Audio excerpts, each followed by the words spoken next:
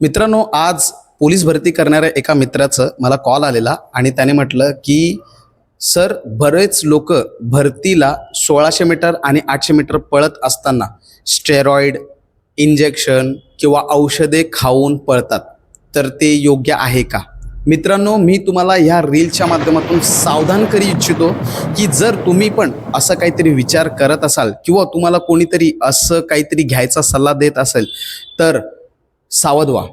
तुमच्यावर गुन्हा दाखल होऊ शकतो आणि तुम्हाला ब्लॅकलिस्ट केलं जाऊ शकतं. यानंतर तुम्ही कोणतीही सरकारी नोकरी देऊ शकत नाही. तुम्हाला कायमस्वरूपी बाद केलं जाईल.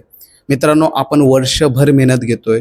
आपल्या हिमतीवर, आपल्या मेहनतीवर विश्वास ठेवा आणि असं काही करण्यापूर्वी आपल्या आई वडिलांचा तो चेहरा पहा, जेणेकरून तुम्हाला प्रेरणा मिळेल आणि तुम्ही या सगळ्यापासून दूर राहा.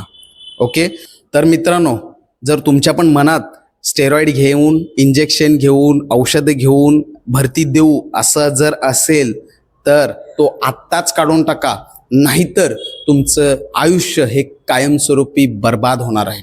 ओके, तर कृपया ही व्हिडिओ भरती करणाऱ्या सगळ्या मित्रांपर्यंत शेअर करावी आणि त्यांना सावध करावं. थँक्यू. जय हिंद.